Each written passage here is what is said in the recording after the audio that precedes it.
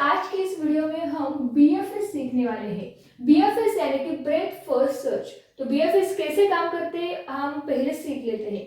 तो बीएफएस क्या है? कंप्लीट बीएफएस यानी कि कंप्लीट है। तो ये क्या करता है? सभी नोट्स को जो है कवर करते जाता है, इसलिए इसको हम कंप्लीट कहते हैं। उसके मतलब लेवल बाय लेवल ये जो है ये सब नोट्स को जो है कंप्लीट करके जाता है।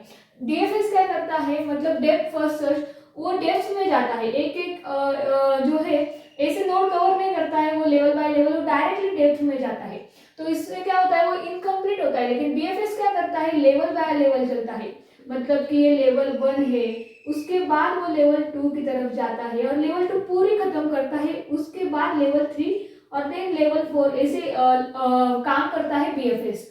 तो हम इसको कंप्लीट कहते हैं क्योंकि ये लेवल बाय लेवल काम करता है। उसके बाद बीएफएस क्या है? तो वो अनइन्फॉर्म सर्च टेक्निक है। अनइन्फॉर्म क्यों कहते हैं इसको? क्योंकि जब ए से बी तक पाथ जाता है, बी से सी तक पाथ जाता है, तो यहाँ पे कोई भी वैल्यू नहीं है। मतलब ये अनइन्फॉर्म है। मतलब ए से बी तक जाने के लिए कितना टाइम लगेगा, कितनी कॉस्ट लगेगी, ये यहाँ पे मेंशन नहीं किया हुआ होता है। आप यहाँ पे देख सकते हो, यहाँ पे किसी भी पाथ को वैल्यू नहीं दी हुई है, कॉस्ट नहीं दी हुई है, इसलिए ये अनइन्फॉर्म रहता है। इसकी कुछ भी इंफॉर्मेशन हमारे पास नहीं रहती है। उसके बाद फीफो। तो बीएफएस जो है वो फीफो मैनर में काम करता है। फीफो माने कि क्यू टाइप में ये काम करता है। मतलब FIFO, first in first out. तो क्यू हमारा ऐसा रहता है, इसमें पहले ए गया तो बी, मतलब ए बी सी गया तो पहले ए निकलेगा, फिर बी और फिर सी। मतलब फर्स्ट जो इन होता है वो ही फर्स्ट आउट होता है। इस तरह बीएफएस काम करता है। फर्स्ट जो क्यू में एलिमेंट जाता है वो ही पहले बाहर आता है। उसके बाद ऑप्टिमल सॉल्यूशन देता है हमारा बीएफएस। बीएफएस क्या करता है हमारा? तो बीएफएस जो है वो हमें शॉर्टेस्ट पाथ फाइंड करके देता है। तो बीएफएस मोस्ट ऑप्टिमल है अदर सर्च टेक्निक के बराबर में। तो हमें बीएफएस का एग्जांपल लिया है, वो हम पहले सॉल्व करते हैं जिससे आपको इजीली समझ में आ जाएगा कि बीएफएस कैसे काम करता है। तो बीएफएस क्या करता है? क्यू की तरह हमने पहले ही सीखा है कि क्यू की तरह वो काम करता है। तो ये हमारा क्यू है। तो क्यू में क्या होता है? यहाँ से एलिमेंट एंटर होता है और राइट हैंड साइड से एंटर होता है, लेफ्ट हैंड साइड से बाहर होता है। तो आप हमारी ट्रिप पहले आप देख लो। तो ये है पी एलिमेंट है, तो ये पहले क्यू के अंदर जाएगा। अब पी एलिमेंट गया है तो उसके बाद हम क्या करेंगे? पी को डिलीट करेंगे। पी एंटर होने के बाद पी को डिलीट करेंगे क्यू में से, और पी के जो एडजेसेंट नोड है क्यू आर एस, मतलब पी के जो साइड में ज्वाइंट एलिमेंट्स है उनको हम क्यू में अब डाल देंगे। तो क्यू आर एस अब आ गए हैं, लेकिन हमको क्या करना है? जो फर्स्ट इन हुआ है उसको फर्स्ट आउट करना है। क्यू पहले आया है तो क्यू को आउट करेंगे पहले। उसके बाद क्यू में कौन रहा है? आर और एस। आर और एस क्यू में रहे हैं। आर और एस आने के बाद अब हम क्या करेंगे? क्यू हमने निकाला है तो क्यू के एडजेसेंट नोड कौन से है? टी और यू। तो हम इसके आगे टी और यू डालेंगे। टी और यू डालने के बाद अब हम आर को डिलीट करेंगे। आर को डिलीट करने के बाद हमारे पास कौन रह जाता है? एस टी और you.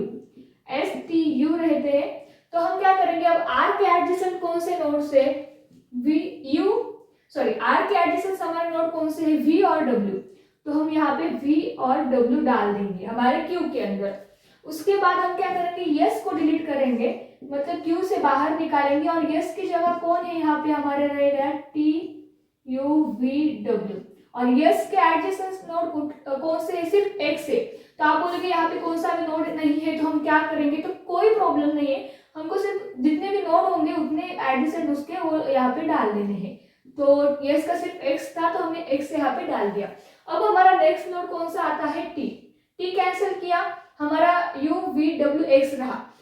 You V W x. लेकिन टी का कौन सा नोड है? कौन सा भी नहीं है, तो हमने यहाँ पे कौन सा भी नोड एक्स के आगे नहीं डाला। अब हमारा यू जो है वो कैंसिल हुआ, तो रहा कौन सा? V W x.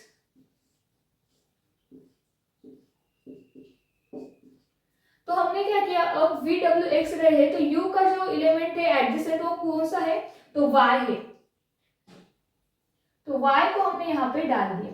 y को डालने के बाद यहाँ पे हमें पता है कि यहाँ पे ट्री में अभी कौन से भी एलिमेंट रहे नहीं है, बचे नहीं है, जो कि हमने क्यूब में नहीं डाले हैं।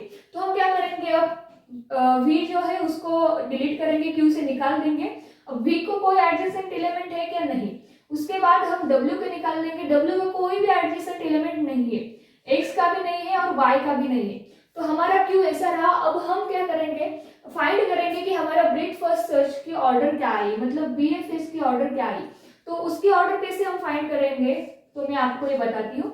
जो पहले डिलीट हुआ उसको पहले लिखना, P पहले डिलीट हुआ P लिखा, उसके बाद Q डिलीट हुआ Q, फिर R, फिर S, फिर T, U और उसके बाद V W X Y। अब आप बोलोगे कि हमारी ऑर्डर ये आई, आपके किसी दोस्त ने सॉल्व किया उसकी ऑर्डर अलग आई, तो ऐसा भी हो सकता है, कोई प्रॉब्लम नहीं है, ऑर्डर चेंज हो सकती है। और इसको लिखते टाइम आप ऐसा भी लिख सकते हो, नहीं तो आप ऐसा लिख सकते हो PQRS, आगे वाला सभी कुछ ऐसा।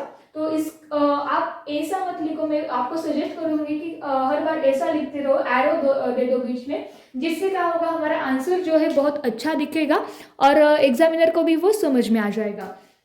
तो फ्रेंड्स, बीएफएस आपको अच्छी तरह से समझ में आया होगा ऐसे आशा करती हूँ। और डीएफएस का वीडियो देखने के लिए अभी आप हमारे चैनल को सब्सक्राइब कर लीजिए, उसका भी वीडियो चैनल के ऊपर अवेलेबल है।